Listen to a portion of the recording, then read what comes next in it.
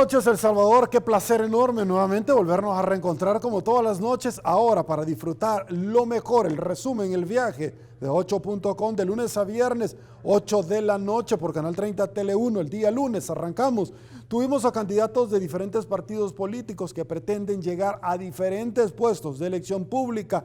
Analizamos temas de coyuntura, de actualidad, pero también visión. ¿A dónde quieren llevar el país?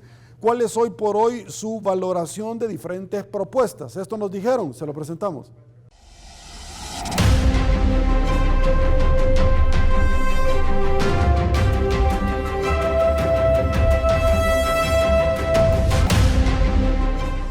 En 8.com le damos la bienvenida al señor Marvin de Portillo, candidato a diputado por el partido PDC. También le damos la bienvenida a Roberto Peña Rubio, candidato del partido Arena como diputado de San Salvador. Le doy la bienvenida a Carlos Mena Guerra, candidato a diputado por el partido Vamos la Libertad. Le doy la bienvenida también a José Carlos Parado, candidato a diputado por el PDC. Bienvenido. En estas elecciones, tres tipos de políticos van a correr por el voto de todos y cada uno de ustedes, amigos salvadoreños. Por un lado, los que apoyan incondicionalmente al dictador. Y con el dictador me refiero, por supuesto, al señor presidente Bukele. Ahí vamos, la gente que apoya al dictador va a correr por diferentes banderas, no solo por la de Nuevas Ideas. En otros partidos hay gente que está dispuesta a apoyar a estas personas y ustedes lo saben muy bien.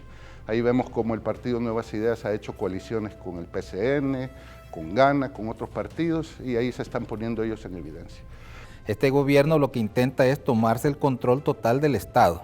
Y una vez tomado el control total del Estado, poder pisotear las libertades individuales y las libertades empresariales.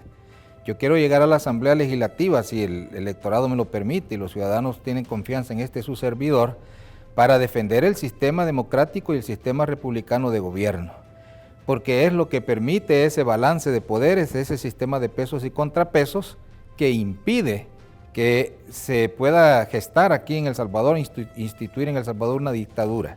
Estamos dispuestos a trabajar para erradicar la corrupción. Otro gran tema es el desarrollo social y económico del país, ¿verdad?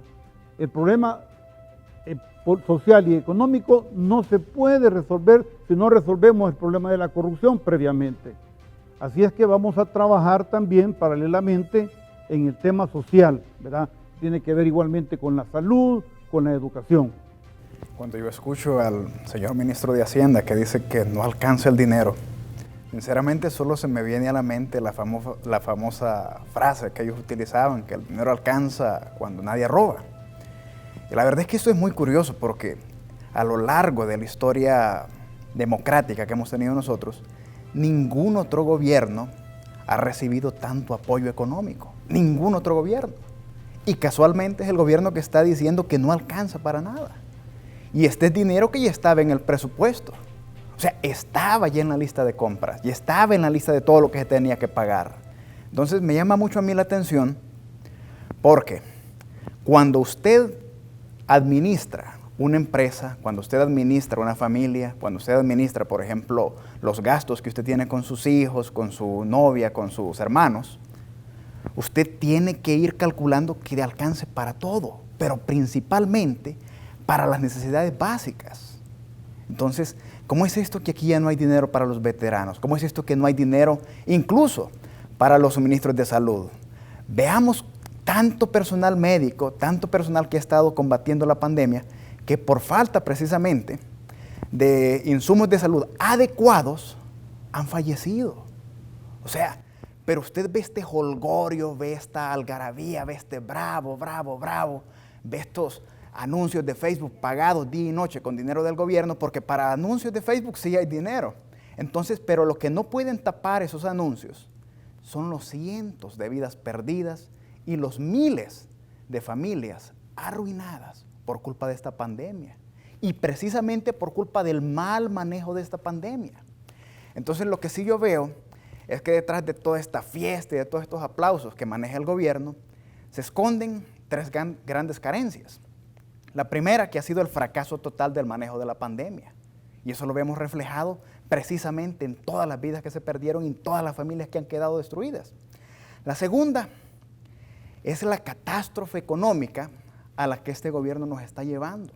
Porque esto no es cosa de que vengo yo y me quejo solo porque soy candidato. No, si esto nos va a afectar a todos los salvadoreños. Estas son deudas que yo, que todavía no tengo hijos, ya están endeudados mis futuros hijos y quizás también los nietos. Entonces hay que prestarle mucha atención a cómo va creciendo la deuda. Y el tercer fracaso de este gobierno que yo logro vislumbrar es todas las expectativas con las que llegó. Entonces, pintando una fantástica ilusión de lo que podía alcanzar, pero todo, y prometiendo de todo, pero entregando nada. Ahora, cuando no puede entregar todas esas fantasías, viene y dice, ah, no, que es culpa de los mismos de siempre, ah, no, que es culpa de los otros, ah, no, que es culpa de fulano, culpa de mengano. Y esto no es así, señores. Esto es culpa de una mala cabeza, es culpa de malas ideas y culpa de malos planes que están siendo ejecutados o mal ejecutados por malas personas. Por esto, vuelvo y lo repito, enfoquémonos en las personas de bien. Enfoquémonos en seguir a los que son buenos. Investiguémosle bien la vida a cada persona, que sean preparados, que no tengan, por ejemplo, cuentas pendientes por un lado. Enfoquémonos que sean personas que se han preocupado por prepararse para servirle a todos los salvadoreños. Porque El Salvador nos pertenece a todos. La Asamblea Legislativa nos pertenece a todos. El gobierno, todo el aparataje estatal, nos pertenece a todos. Entonces, la República de El Salvador es de todos los salvadoreños o de ninguno. Por eso involucrémonos, por eso preguntemos, por eso hablemos y por eso actuemos siempre con principios, independientemente de lo que esté sucediendo. Entonces, con esto mismo es que yo me he involucrado y por eso estoy aquí. Listo. Voy con don Carlos Mena Guerra, del partido Vamos. Opinión. Bien, el tema del FODES es, digamos, uno entre muchos. Uno quisiera hablar bien del gobierno actual, ¿verdad? Porque criticar puede decirse que es lo más fácil, pero el gobierno no lo permite, no nos deja que hablemos bien de él. Quisiéramos tener un gobierno que funcione bien, porque si el gobierno administra bien el país, nos va bien a todos, ¿verdad? Pero lamentablemente no se deja que nosotros podamos vertir una opinión pública acerca de buenas cosas que esté haciendo. Mencioné anteriormente la ayuda que le dio a las familias, que le llevó unas bolsas de alimentos primero y unas cajas después. Qué bien, porque las familias lo necesitaban, ¿verdad? Pero mi llamado es a que no se dejen engañar con esos obsequios. Las dádivas no pueden durar para siempre, porque la muestra está aquí ahorita. El dinero se acaba, ¿sí? Ya no va a alcanzar para eso posteriormente. Debió estar incluido en el presupuesto lo de las alcaldías. Debió estar incluido en el presupuesto lo de nuestros veteranos, que bien lo han mencionado los colegas acá, son héroes que defendieron la república y la democracia, con los que luché yo lado a lado, ¿verdad? Y los apoyo incondicionalmente, ¿verdad? Luego, la administración del dinero se ve reflejada cuando las personas a cargo no saben cómo hacerlo.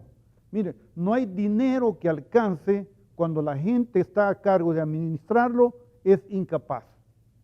El ministro de Hacienda, Fuentes, renunció porque ya no soportaba los desmanes y los manejos que el presidente le estaba pidiendo de manipular transferencias ilegales entre ministerios, ¿verdad? Eso debe pasar por autorización de la Asamblea. Y es preocupante además que, aparte del mal manejo del dinero, y que el dinero no va a alcanzar, ni va a alcanzar porque se lo están robando, es la falla institucional que el país está teniendo. La Corte de Cuentas de la República no ha funcionado ni hoy ni antes. Han sido cómplices. Estas instituciones se convierten en cómplices de las malas administraciones como la actual y las anteriores, ¿verdad? Ojo también con estas instituciones que son elegidas en segundo orden, ¿verdad? con el respeto que se merece el fiscal general de la República, a quien conozco y lo estimo, quiero decirle que está en la lupa de los salvadoreños, no solamente en la de los políticos opositores como nosotros que estamos incursionando en esto. Todo el pueblo salvadoreño lo está escrutando, señor fiscal, ¿verdad? Y hay denuncias de compras ilegales en la pandemia, ¿verdad? Y se ve una investigación tibia, como la de ayer, que se incursionó a los centros penales y parecía eso que estaba todo preparado. Yo quiero darle el beneficio de la duda, señor fiscal, porque usted tiene el monopolio de la investigación en el país, ¿verdad? No se deje que la historia lo recuerde mal, investigue, ¿verdad? Confiamos en que usted la investigación de las compras ilegales que ha hecho el gobierno y por el cual el dinero no alcanza para el FODES, para los veteranos nuevamente y para muchas otras cosas, ¿verdad?, sean investigadas por usted, así como este trance que se tiene con las pandillas. A las pandillas han estado involucradas con los $300 que repartió. Recordemos eso, que se puso a repartir dinero y causó aglomeraciones de gente en medio de la pandemia, ¿sí? Entonces, no nos están jugando limpios. Yo quisiera seriamente hablar bien del gobierno, pero no lo permiten. Él y sus funcionarios, y a ustedes los van a oír negando las cosas, ¿verdad? Hablar muy convincentemente, pero ya hablar más convincentemente ya no es suficiente. Han hablado muy bonito muchos, ¿verdad? Hay que ver los hechos. Por sus frutos los conoceréis, dice el libro de libros. Y miren los frutos que se están dando, ¿verdad? Nosotros también, yo sé que con palabras les estamos diciendo que nos vamos a comportar bien. Pero como les decía anteriormente, me expongo a una evaluación del desempeño, que eso ocurre en la empresa privada y ocurre en las Fuerzas Armadas. Y aquel funcionario cuya evaluación del desempeño sea deficiente, simplemente no pasa, no es promovido, no tiene derecho a reelegirse, ¿verdad? Entonces, el dinero no alcanza porque se lo están robando. Okay. Y los veteranos están pagando el precio y sus familias también. Listo. José Carlos Parada, su opinión. Sí, esta falta de dinero para las necesidades básicas del Estado pues es manifestación, consecuencia, síntoma precisamente del punto débil de este gobierno, y es el aspecto económico, que es punto débil del gobierno, pero al mismo tiempo es precisamente la espina que está dañando, que está afectando la vida de las familias salvadoreñas que quieren seguir trabajando para servir solidariamente a los demás en sus negocios, en sus pequeños negocios, en sus empresas, y este gobierno no los deja por un sinfín de circunstancias, pero que se traducen al final de cuentas en la aniquilación de la clase media que, insisto, ya venían los gobiernos anteriores, pero que este gobierno está acelerando hasta el fondo. Ahora, cuando uno tiene, una vez llamé a un electricista para que me hiciera arreglos en mi casa y causó un gran problema, tanto que se fundieron unos aparatos y bueno, había que volver a arreglarlo todo, se había equivocado de cables, una cosa así, por lo visto no tenía tanta experiencia como decía tener. Mal habría hecho yo para arreglar ese berenjenal, ese daño, hubiese llamado al mismo que lo causó. Para las próximas elecciones, amigos salvadoreños, estimados amigos, padres de familia, para las próximas elecciones no podemos encargarle a los que han causado este berenjenal la resolución del mismo. Y cuando me refiero a los mismos de siempre que señala el señor presidente, porque son los que le están ayudando a causar este berenjenal. Son los partidos que en la Asamblea Legislativa deberían hacer oposición, pero en lugar de hacer oposición, están permanentemente apretando el botón. Quiero decir una cosa, no es que lo aprieten porque sean malas personas, ahí hay gente íntegra y gente fabulosa, muy probablemente en esos partidos. El problema es que están sometidos a una disciplina partidaria de corte autoritario. Todo lo mejor en análisis político y coyuntura nacional en 8.com con Sergio Méndez.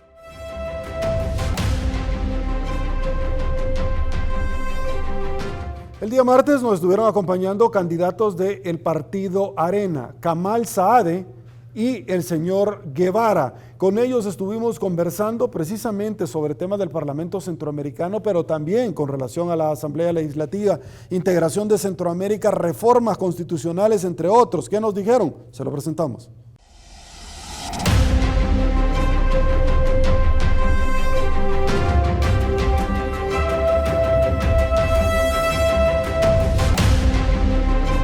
En 8.com, Kamal Saade, candidato a diputado por San Salvador del partido Arena. Alfonso Guevara, quien es candidato al Parlamento Centroamericano por el partido Arena. Todos los salvadoreños estamos llamados y debemos de estar comprometidos a defender la democracia, la institucionalidad del país que garantiza el Estado de Derecho, debe de darle un rumbo a la República de El Salvador para tener mejores condiciones de vida y que los salvadoreños podamos alcanzar, anhelar lo que merecemos, que es ver a la patria coronada de justicia.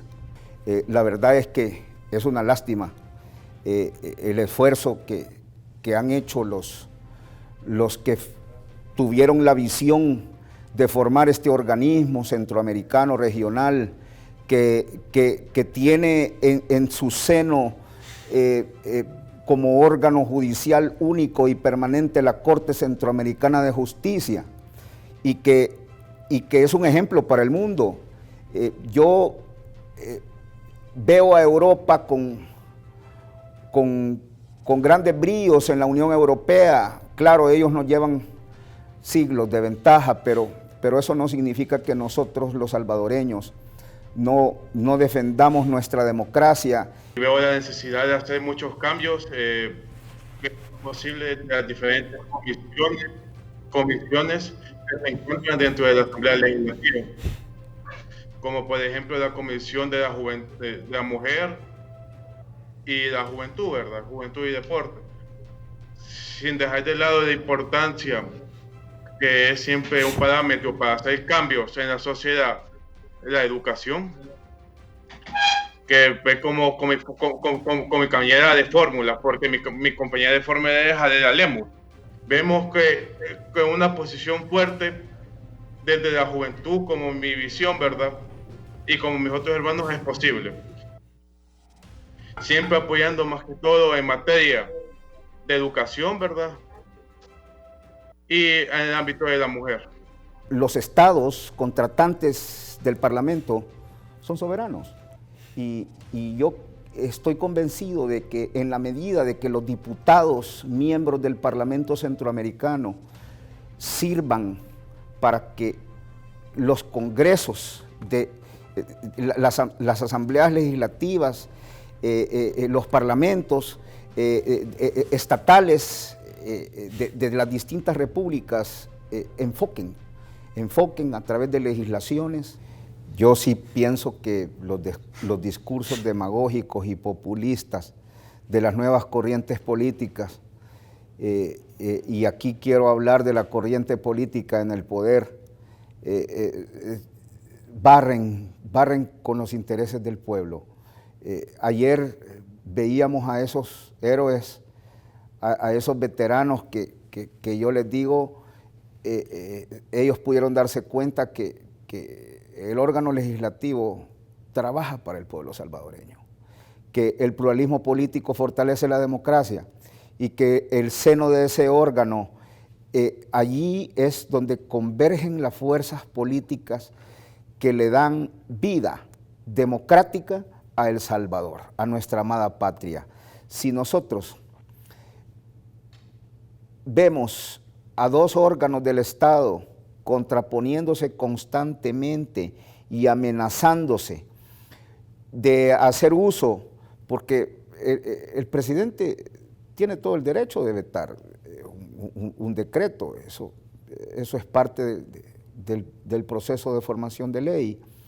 Pero, es decir, un discurso populista de amenazas, de vetar un decreto que es tan importante y que es vital para que salgamos adelante si esta pandemia nos ha dejado realmente golpeados.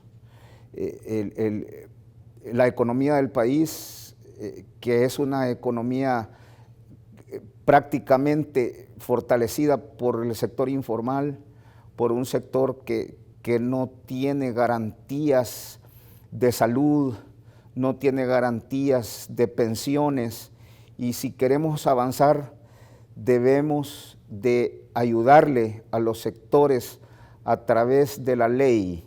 Para eso es que el órgano legislativo dicta decretos, y si se ponen de acuerdo en las comisiones y hay votaciones por unanimidad y todas las fuerzas políticas votan y convergen y logran superar y ver con una visión bajo una sola bandera, todas esas banderas políticas al final se ponen bajo una sola bandera, que es la azul y blanco.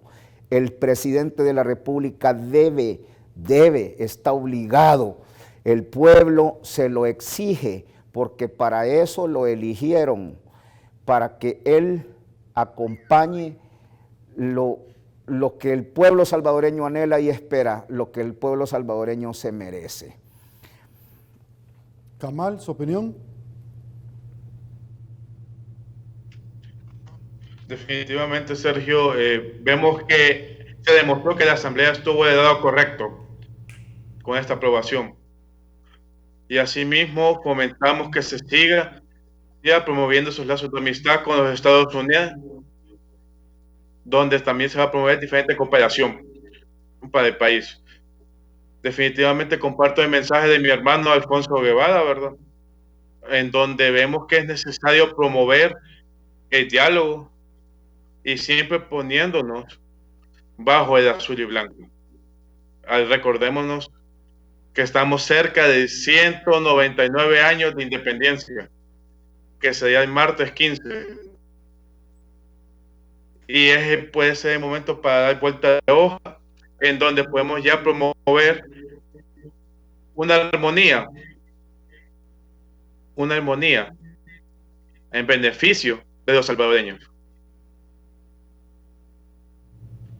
Listo. Sin duda alguna no podemos seguir promoviendo. Perfecto. Ok, llegamos al final de esta su entrevista. Don Alfonso, muchísimas gracias por habernos acompañado, gracias por su tiempo. Gracias, Sergio, un saludo para la teleaudiencia y para el pueblo salvadoreño, y yo les digo que sintámonos orgullosos de ser salvadoreños, ofrezcámosle a la región centroamericana lo que somos, un ejemplo de democracia, de alternancia en el gobierno y un ejemplo de armonía y de paz. Listo. Muchísimas gracias, Kamal Saade, por el tiempo destinado al pueblo salvadoreño. Kamal. Muchísimas gracias a ti, Sergio, por la invitación y Le agradezco. la invitación, y también por dejarme llevar este mensaje al pueblo, demostrar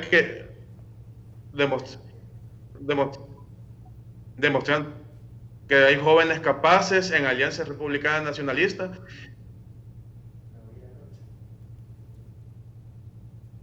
Perfecto. y que no vamos a dejar que no sean engañados, ¿verdad? Todo lo mejor en análisis político y coyuntura nacional en 8.com con Sergio Méndez.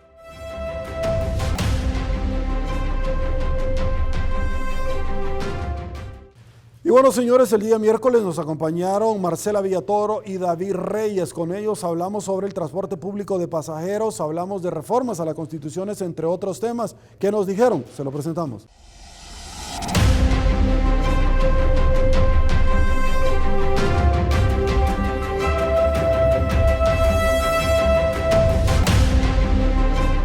En 8.com David Reyes está con nosotros. Le doy con mucho gusto la bienvenida a esta entrevista de la noche a la diputada Marcela Villatoro, diputada del Partido Arena. Ustedes saben que las próximas elecciones va a ser la primera vez que vamos a tener elecciones por rostro de alcaldes. Esa fue una iniciativa que trabajamos junto con el alcalde Ernesto Mason, el alcalde de San Salvador, y lo que nosotros hicimos fue buscar que así como eran las diputaciones, que podía buscar la gente por la cara, así se hiciera al mismo tiempo por el alcalde.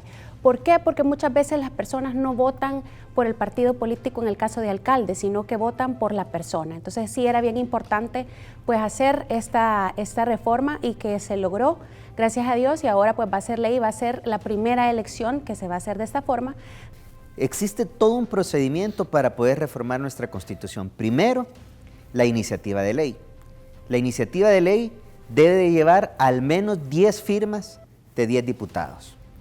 En este caso no es como cuando los ministros del gabinete de gobierno tienen iniciativa para promover alguna ley. Para reformar la Constitución, no. Tiene que ser al menos 10 diputados los que firmen con su iniciativa de ley esa propuesta. Primero. Segundo, tiene que ser analizada, por supuesto, en la comisión respectiva de la Asamblea, donde ellos tienen que hacer una amplia consulta para poderla reformar. Nosotros los funcionarios públicos debemos de darles el ejemplo a la población. Sí somos personas que cometemos errores porque cualquiera puede cometer un error, sin embargo sí tenemos que dar el ejemplo a nuestros ciudadanos. Sí, también es aprovechando la oportunidad para decirles a las personas que nos están viendo desde sus casas que cuando uno toma no debe de manejar, y eso es bien importante. De hecho, es una regla básica, porque no solo estamos jugando con nuestra vida, sino de las personas que nos acompañan. En el caso de Arturo, al parecer, no hubo una buena diligencia por parte de la Policía Nacional Civil. En ese momento la policía debió de haber llevado a Arturo a hacerse sus exámenes toxicológicos para ver si tenía alguna sustancia dentro de sí, pero al parecer hasta hace un par de días o unos 2 días el juzgado de Aguachapán decidió hacerle estas pruebas, pero no sabemos, o yo creería que después de más de una semana pues es bien difícil que se encuentre dentro del organismo de alguna persona algún tipo de sustancia. Y el fiscal general de la República pues no puede actuar hasta que no tenga esas diligencias en sus manos. Y en segundo caso, cuando es un tipo de delito o un accidente de tránsito donde fallece una persona, pues es un homicidio culposo. Y dentro de nuestra legislación los homicidios culposos se pueden conciliar. Entonces, en el caso de Arturo, no sé si al final logró conciliar o no con la familia de la persona que falleció, y si es así, pues no habría un tipo de fuero o sea, poder quitarle el fuero, porque ya no existe delito en ese momento. Pero al final de cuentas va a ser algo que el fiscal general de la República deberá llevar a la Asamblea Legislativa y nosotros tomar la decisión. Creo que como grupo parlamentario de Arena vamos a siempre velar por lo legal, también por lo justo. Cuando estábamos con David de la Juventud, nosotros decíamos que íbamos a velar por lo justo, lo legal y lo decente, y creo que eso es algo que seguimos haciendo dentro de nuestra legislatura y vamos a hacer siempre lo correcto. Yo también espero que Arturo, con esta situación que ha pasado, tenga un llamado para su conciencia, para que cambie un poco su actitud. Lamento mucho que alguna persona tan joven como él tenga que pasar también por este tipo de situaciones, pero creo que también nosotros somos lo suficientemente adultos como para saber las decisiones que tomamos y pues que no, en un caso como este, lamentablemente no vuelva a pasar dentro de nuestro país, y ya serán las autoridades las que definirán qué es lo que va a pasar o no con el futuro de Arturo.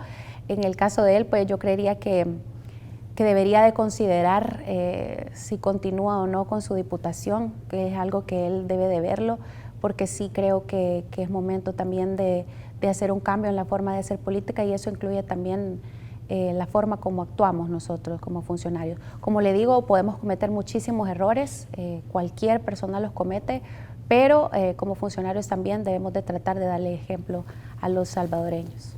Ok, David, la misma pregunta para ti. Uno de esos temas muy polémicos, sobre todo porque hay muchos políticos, y yo no me refiero específicamente al caso de Arturo. Arturo hoy, pues lastimosamente la situación que han pasado, nos expone nuevamente el uso indebido del fuero. Porque hay muchos otros casos, Sergio. Por ejemplo, cuando un funcionario se escuda en el fuero para difamar a cualquier otro, para hacer aseveraciones que son falsas. La ley del FODES es una ley que tiene un objetivo bien específico y es generar desarrollos, proyectos de inversión, de desarrollo en los 262 municipios de nuestro país, con un criterio de beneficiar a los municipios más pobres, aquellos que tienen menor cantidad de funcionamiento económico. Es por eso lo importante. Ahora, retomando lo que decía Marcela, tiene todo el sentido.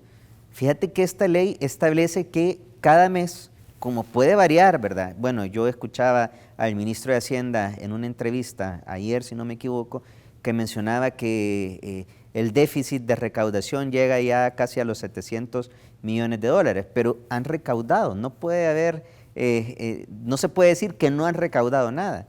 Y esta ley establece que es un porcentaje específico de la recaudación que el Estado ha tenido que se debe de transferir de forma directa a las municipalidades.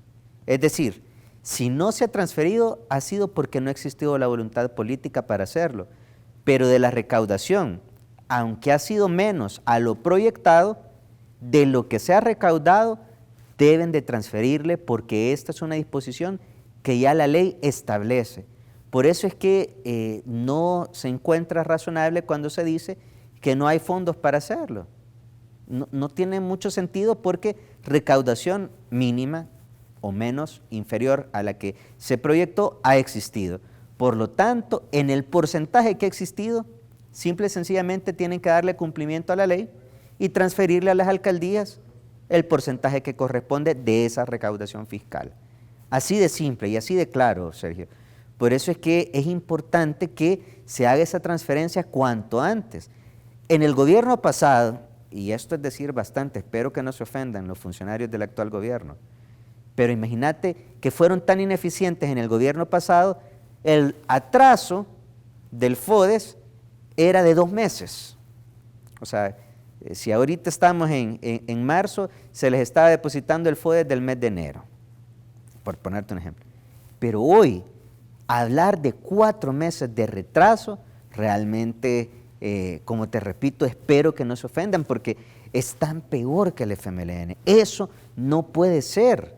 Honestamente lo digo con mucha franqueza, pero yo invitaría a que se haga esta transferencia lo más pronto posible en la cantidad que la ley establece y acorde a la proporción que han recaudado en impuestos o en la actividad económica que ciertamente ha sido mínima, es la verdad, pero no por eso podemos decir que no se les transfiera el FODES. Entonces, sí hago ese llamado para que se pueda transferir lo más pronto posible, Sergio, sobre todo, ya Marcela lo mencionaba muy bien, muy claro, los alcaldes son los que tienen ese contacto directo con la gente más necesitada.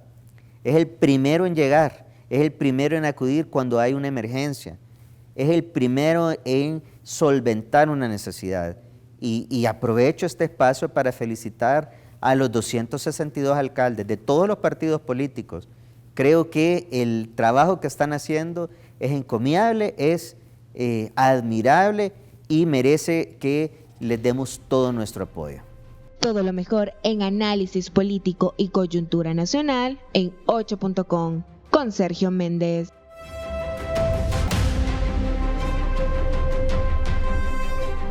Estamos de regreso. Muchísimas gracias, señores, por seguir en sintonía de Canal 30 Tele1 y este resumen. Pero también tengo muy buenos comentarios para todos ustedes porque Chocomeller es ideal para combinar con cualquier fruta congelada, ya sean banano, fresas, uvas, kiwis, etc.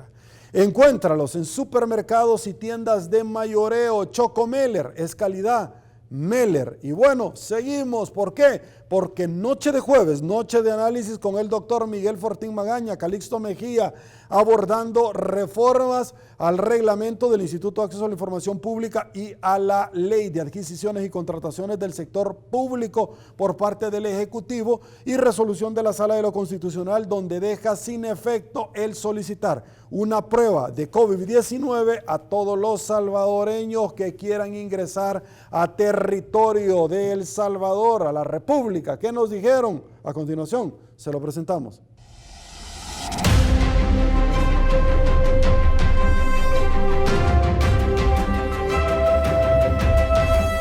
En 8.com, Calixto Mejía y el doctor Miguel Fortín Magaña. Y la intención no es que se pida o no la prueba del COVID, porque no solo es para la gente que viaja por avión, también es para la gente marítima, terrestre. Entonces este señor, acostumbrado a romper la ley, acostumbrado a estar sobre la ley, pues resulta que piensa que hay dos tipos de salvadoreños: los amigos de él y los que él considera sus enemigos, o los que no están dentro de esa categoría. A los comerciantes, por ejemplo, les va a dar, dice, un salvoconducto. Y a los que no son comerciantes, entonces no les va a dar el salvoconducto. ¿Qué quiere decir esto? Perdón, quiere decir que hay dos categorías de salvadoreños. Esta resolución de la sala y la posición que ha establecido el presidente Bukele, si lo relacionamos con resoluciones anteriores de la Sala de lo Constitucional declarando inconstitucional distintos decretos que se han aprobado en el Ejecutivo, en el marco de la pandemia, que sabemos que son muchas declaratorias de inconstitucionalidad que le ha declarado la sala.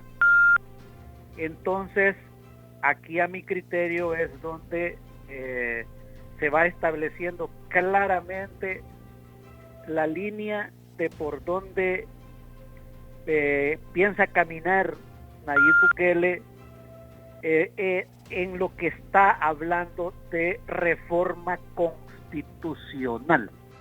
Imagínense ustedes, salvadoreños, que este hombre llega a tener el poder total. Entonces sería el desastre para la República, porque este hombre realmente no tiene ningún interés en la ley, le importa muy poco la ley. Y una vez más hoy lo ha demostrado. El acto, a mí particularmente, de la forma individual, a mí me da lo mismo si hay que hacer o no una prueba. Si yo salgo, pago los dólares que cuesta esto y no me deja ni más pobre ni más rico. Yo estoy hablando por el salvadoreño de a pie. Yo estoy hablando por las personas que van a venirse desde que fueron a ver a los familiares, o que todavía hay algunos varados, porque eso de vuelos humanitarios y que la canciller dice que gastó millones de dólares en repatriar a los salvadoreños es una gran mentira. Obviamente, agenciarle más poderes, más facultades al Ejecutivo en detrimento de la existencia de los otros poderes del Estado, es decir, o los otros órganos como el judicial y el legislativo, y las potestades que actualmente le da la Constitución de la República. Eso es un punto que a mi juicio se reconfirma esa, más allá si es viable, o sea, a mi criterio no van a lograr ninguna reforma constitucional, ¿verdad? Más allá de lo que quisieran, no hay condiciones para alcanzar eso en esta legislatura. Y el otro elemento que me parece importante es que los salvadoreños y salvadoreñas vayan incorporando estos elementos, me refiero en relación a la actitud no apegada a la Constitución por parte del presidente de la República, lo vayan teniendo ahí presente para la hora en que tengan que estar solos y con su conciencia frente a la papeleta de votación en las próximas elecciones. Es decir, que es el momento en el cual los salvadoreños y salvadoreñas, cada quien estamos en la obligación de asegurar que el país no siga retrocediendo. Esas dos cosas quería agregar a lo que le escuché a Miguel. Ok, voy con otro tema. Encuesta de la Universidad Francisco Gavidia y disruptiva. Doctor Miguel Fortín Magaña, Calixto, la pregunta es para los dos, por favor.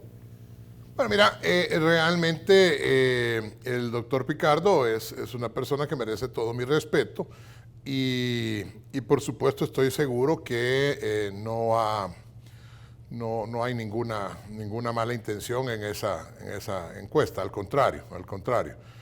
Creo que está siendo, como siempre, una persona honesta, pues que está presentando los datos tal cual salieron.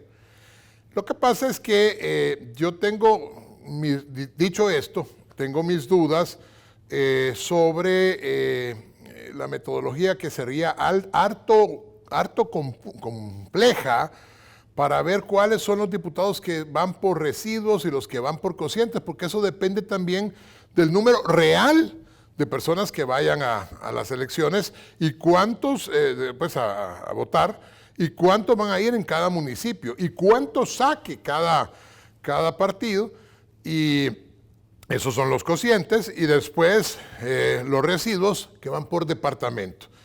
Eso es prácticamente imposible de analizar estadísticamente si es con una muestra relativamente pequeña, y sobre todo, sí, como suele pasar con las encuestas, se limita el número de datos, pues por ejemplo en Cabaña se usaron 27 papeletas, pues, o sea, fingidas, o sea, 27 votaciones. Entonces esto sí le demuestra la supremacía que hoy por hoy tiene el partido del Bachiller versus los otros partidos.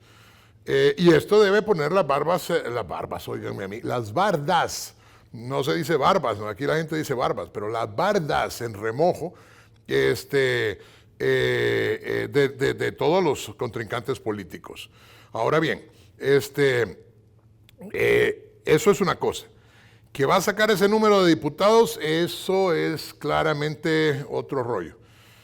¿Cómo va a terminar la asamblea? Particularmente, yo creo, lo he creído siempre, que así como se ven las cosas, Bukele sigue teniendo el apoyo popular. Ojo, lean bien la encuesta. Por ejemplo, en la encuesta dice que las personas que tienen más de bachillerato o bachillerato inclusive, no van con el señor Bukele.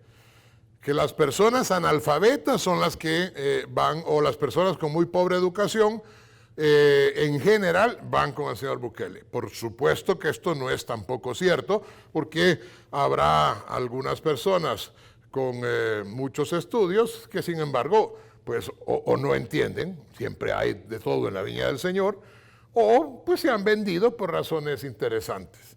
Y del otro lado hay personas que no tienen educación, pero son sumamente inteligentes y ya se dieron cuenta que el señor Bukele es tres cosas: un discurso de división, un discurso de odio y luego un montón de promesas estúpidas que realmente no se van a cumplir.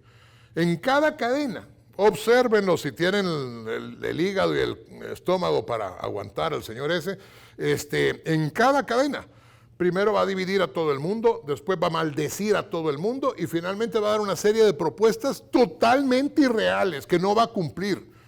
País quebrado como nos tiene, habiendo recibido más de $1.000 millones reales. O sea, se le han aprobado un montón, pero habiendo recibido más de $1.000 millones, resulta con que tiene al país quebrado con un déficit para el próximo año terrible. Salvadoreños, acuérdense de lo que se dice. El próximo año, después de las elecciones, el señor Bukele va a subir el IVA y va a subir todos los impuestos. Y Dios nos libre de que vaya a volver al colón, porque va a haber una hiperinflación que si usted ganaba $400, se lo van a pasar a nuevos colones, a 400 nuevos colones, y al día siguiente no va a valer ni 10 centavos. Acuérdese de lo que estoy diciendo. Calixto, su opinión. Calixto. Sí, vamos a ver. hace falta que pase mucha agua bajo el puente de aquí a las próximas elecciones legislativas y municipales. Ha citado Miguel algunas cosas de la situación interna en el país. Podría agregar otras más. Quisiera agregar más un poco del contexto externo. Vamos a ver, dos grandes elecciones en América Latina que tienen una incidencia directa o indirecta en el contexto político que el país se encuentra. Las elecciones presidenciales en Estados Unidos, que hoy por hoy las está perdiendo el actual, según las encuestas, el actual presidente de Estados Unidos. Y ya sabemos la relación que ha existido entre Nayib Bukele y el presidente, la actual administración Trump. Y aunque eso estaría por verse, creo que es el 2 o el 3 de noviembre todavía, pero insisto, ese acontecimiento tiene que pasar y su impacto que tenga aquí en El Salvador, por distintas razones, dentro de ellas nuestra comunidad de residentes, que ya sabemos que sobrepasan los 2 millones de compatriotas que están allá. 1, 2, las elecciones en Venezuela, creo que son el 5 de diciembre. Y lo traigo a cuenta porque creo que el presidente Bukele quizás quiso convertirse en esa su actitud de su administración genuflexa con la administración de Estados Unidos, quiso convertirse como el punto donde que El Salvador sea donde se decide la política de los Estados Unidos para América Latina. Y como ya sabemos, esa política se decide en Miami por el peso que tienen los cubanoamericanos en ese estado especialmente, y también el peso que tienen los venezolanos, la comunidad de venezolanos y también la colombiana. Entonces, por lo tanto, y como sabemos que aquí, creo yo que con la expectativa de convertirse en el centro de América Latina, Nayib pues contrató, gente de Venezuela, el autoproclamado presidente Guaidó, que está complicado allá, todos lo sabemos eso, y entonces esas elecciones tendrán sin lugar a dudas su impacto. Hay que recordar que Bukele reconoció a ese gobierno ese autoproclamado gobierno. Luego, y lo digo esto porque, vamos a ver, como estamos hablando del tema de la encuesta, sí, yo respeto obviamente los datos que ha reflejado. Quiero expresarles, compatriotas, que en el último mes, su servidor se ha invertido importante cantidad de tiempo de ir a ver cómo están los ánimos en varios municipios del Departamento de la Libertad, que tiene su peso en el contexto nacional en una elección. He ido a Tacachico, a Opico, a Colón, hemos ido al Puerto de la Libertad, Santa Tecla, etcétera, ¿no? Y entonces hay un fenómeno ahí.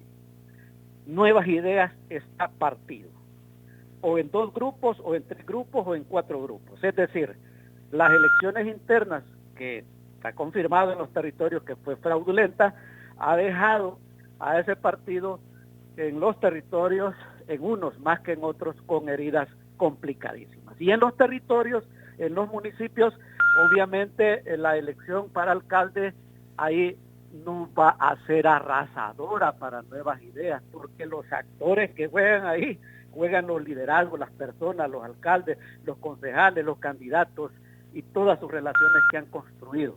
Y a nivel legislativo, que ahí sí está un poco más complejo, digamos, el asunto, pero no existe el sistema político electoral que en El Salvador impera por el tema que decía Miguel de los cocientes y de los residuos.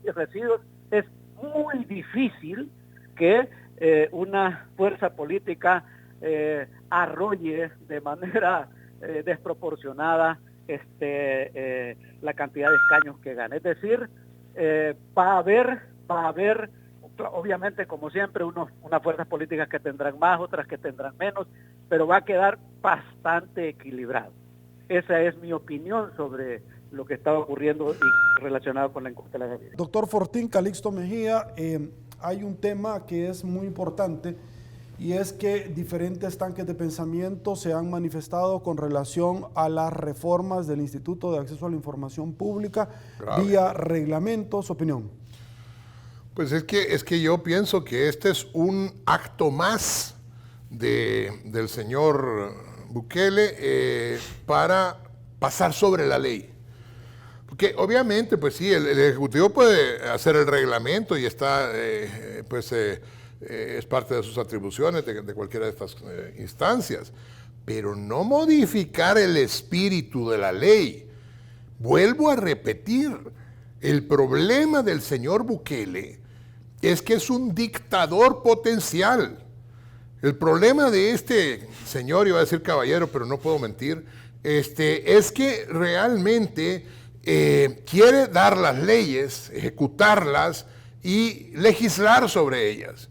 Le ha dado al Instituto de Transparencia, Acceso a la Información, le ha dado menos transparencia y ha hecho que el presidente del Instituto de Acceso a del Instituto de Acceso a la Información tenga más poder de lo que es un organismo colegiado. Entonces, ¿qué es lo que está pasando? Está queriendo una vez más hacer un fraude de ley. Es que, señores, si el problema del dictador es que él de verdad quiere ir siempre sobre la ley. Y si la Corte Suprema de Justicia le dice una cosa, él ve con sus asesores que son tan culpables como él, ve cómo tergiversa la cosa y sale con una gañanada, dirían en mi pueblo.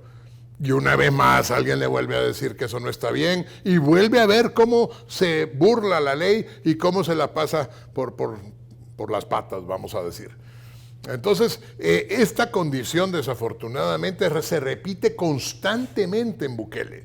Se repite con todo. Tiene más de un año de estar haciendo eso. Un año de estar hablando, por ejemplo, de situaciones como la tregua. Déjenme solo decir una cosita sobre esto.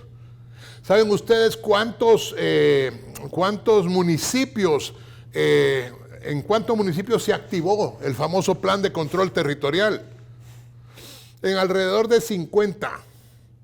Tenemos 262 municipios y alrededor de 50, un poquito más de 50, se activó el plan de control territorial. Ahora, ¿en cuántos municipios se supone que ha bajado la cantidad de muertos? En los 262. Ahí hay algo raro, pero si es que cualquiera lo mira. Si el plan de control territorial solo se activa en este puñito de municipios y bajan los muertos en todos los municipios de la República, eso quiere decir que hay algo más que el plan de control territorial activado en esos municipios. Y eso allá en mi pueblo se llama pacto. Cuando alguien hace un pacto, entonces no importa dónde se activa y para eso se necesita dinero. Y ha habido cero transparencia del Ejecutivo sobre en qué gasta el dinero el presidente. ¿Y por qué? Porque no nos quiere decir que él lo que está haciendo es pagándole a alguien. Y el día que no se le pagó a alguien, ¿se acuerdan ustedes el fin de semana que subieron todos los homicidios aquí en toda la República y después volvieron a bajar? La falta de transparencia es el común denominador de este gobierno y por eso este gobierno tiene que poner cualquier contrapeso para que no haya transparencia y por eso es la modificación con un intento de fraude de ley al Instituto de Acceso a la Información Pública. Doctor, también está el otro tema de reformas vía reglamento a la ley LACAP. Pues es que es lo mismo, es lo mismo, es el intento de Bukele de no tener transparencia en nada. Ahora se trata de comprar sin dar cuenta de en qué se gasta el dinero. Se dan cuenta que el binomio en este caso es lo que estaba mencionando hace un rato, es la necesidad de tener plata, de no decir en qué se gasta y que no haya nadie que los controle y que les diga en qué se gastó cualquier cosa. Así, por ejemplo, el Ministerio de Agricultura compra cosas y dice que compró un montón de insumos o que compró bolsas o lo que sea, pero no quiere decir en qué lo gastó realmente ni dar una cuenta. el hoyo que seguimos a estas alturas teniendo en Cifco, el hoyo que dice que va a ser el hospital más cool del universo. ¿Saben qué es lo que pasa? Lo que pasa, salvadoreños, es que El Salvador es amnésico. Así como tenemos un presidente sinvergüenza, porque no tiene vergüenza con las cosas que hace, los salvadoreños somos amnésicos. Una semana hablamos de una cosa, y después de esa semana se nos olvida, ya no volvemos a hablar de esto. Y en base a eso, la sinvergüenzada del presidente y de su camarilla de sinvergüenzas también. Eso es que actúan como actúan. Por eso es que ¿y quién pagó el viaje de Osiris Luna? Después de todo y después de tantos meses y después de tantas cuestiones, ¿a qué pericas? No solo de qué pagó el viaje de Osiris Luna, ¿a qué pericas iba Osiris Luna? Nadie supo, aparte de que iba con una amiga, nadie supo a qué iba ¿cómo se llama el señor Osiris Luna? Nadie supo. Y a nadie le importó aparentemente. Vino este tipo y el Faro demuestra que hubo un pacto con las pandillas, lo que es muy claro por lo que acabo de decir. Unos cuantos municipios actúan sobre el plan de control territorial y en toda la República se para las muertes, pero aumentan todos los otros índices de violencia. Nadie supo. Ya medicina legal no existe. Ya resulta que los periódicos, con excepción del Diario 1, el Diario de Hoy y la prensa gráfica, pues ya tampoco existen. Bueno, por supuesto el Faro y Factum, ¿verdad? Ya no existen. Los noticieros, con excepción de este canal, ya no existen. Todo lo mejor en análisis político y coyuntura nacional en 8.com con Sergio Méndez.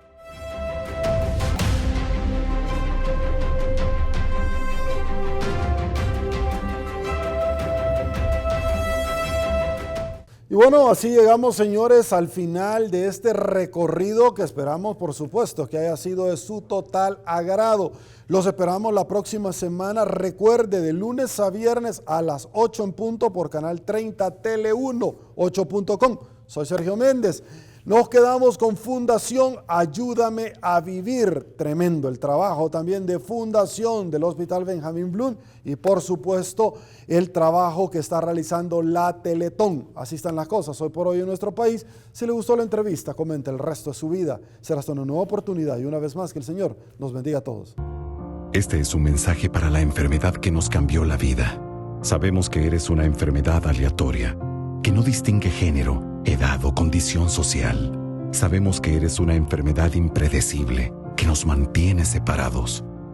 Sabemos que eres una enfermedad que ataca a los más vulnerables y que eres capaz de arrebatarnos a quienes más amamos. Te conocemos bien, porque luchamos contra ti a diario, pero no estamos solos. Tenemos doctores, enfermeras, familia y a muchas personas que luchan con nosotros para poder derrotarte. Por eso hoy, Cáncer Infantil, queremos decirte que no importa lo que pase allá afuera, nuestra lucha sigue. Querido donante, ante esta crisis te necesitamos más que nunca. Por favor, dona hoy la cantidad que puedas. Visita www.ayudameavivir.org.